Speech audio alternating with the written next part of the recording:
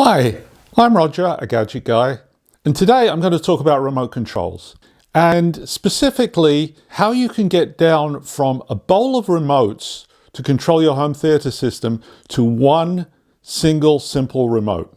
This video is for people who are not using CEC controls, and CEC is the standard for passing control information along HDMI cables.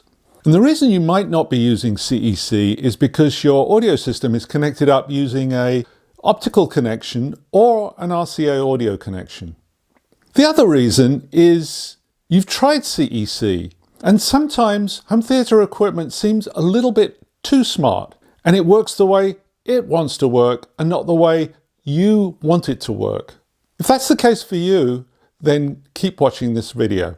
Most consumer electronics remote controls use invisible infrared light pulses to send codes to the equipment. It's like sending Morse code signals with a flashlight. Any remote that can be programmed to send the right codes can operate any TV.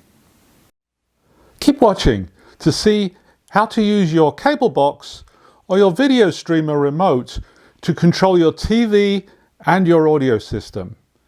If you want to know how to control additional video sources, like a Blu-ray player, using a single remote control for the whole system, or if your audio system is a smaller brand, then watch this video where I'll show you how to program a universal learning remote. I'll put a link to this video in the description. Before we start, check that your video streamer remote control is one of the newer ones and that it has a volume control. Some of the older ones didn't. I found this TV on the side of the road with a sign on it that said free. I got this receiver from a thrift store. Now, neither of them had a remote control, but that doesn't matter because a Fire TV remote will control both of them. And so will the remote for a cable box and the remote from a Chromecast. The remotes I just shown you and the Siri remote from the newer Apple TVs have large libraries of infrared codes.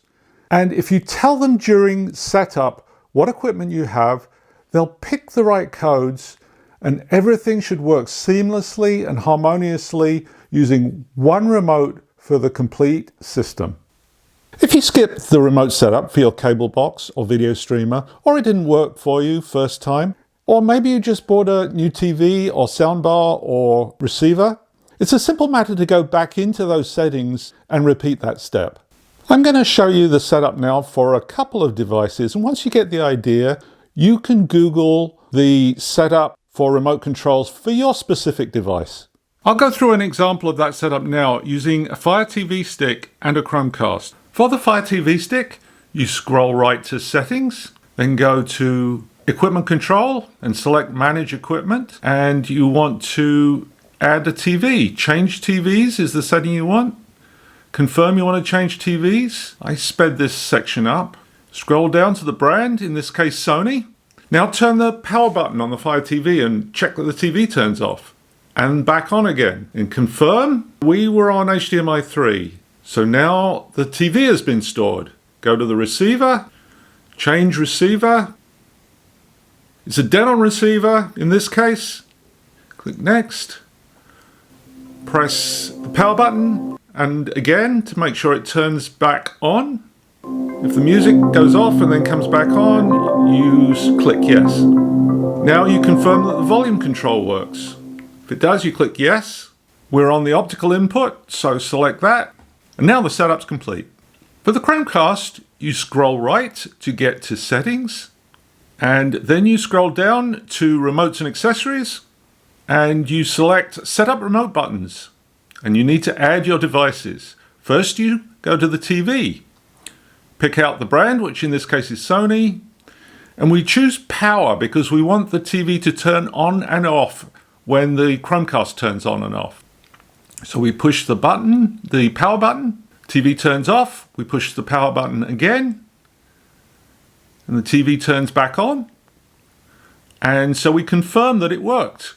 Now we're done for the TV. We go to the next step. Add another device, this time the receiver.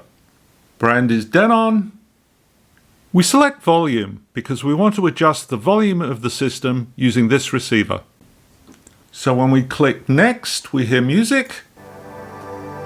and you want to confirm that the volume controls work. If the volume buttons work, you confirm it, and then we're done for the receiver.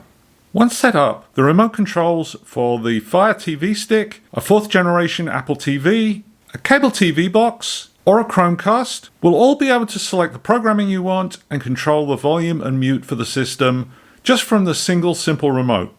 All but the Chromecast will also be able to turn the entire system on and off. For the Chromecast, you have to turn the audio on manually. The Chromecast does have one last exclusive trick up its sleeve. The Chromecast can be configured to control the volume and mute at the source so that everything downstream is varied with the Chromecast remote's volume control. This even works for a stereo like this one, which doesn't have any kind of remote control. The Chromecast can only reduce the volume and not increase it, so set the audio system volume to be high enough when it's first turned on. The remote for the Roku streaming box works a little differently than the rest, and it will only control the volume of your soundbar or receiver if it's connected using an HDMI connection and CEC is turned on. The remotes I've covered in this video won't work for everyone.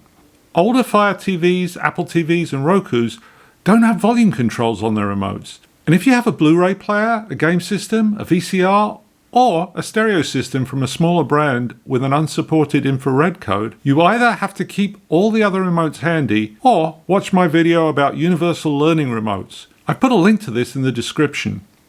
If you like this video or found it helpful, then please give me a thumbs up and subscribe to my channel. I'm providing a link in the description to the equipment that I've shown you today. Buying through those links won't cost you any more, but it will help to support this channel. That's all I had for today. Thanks for watching.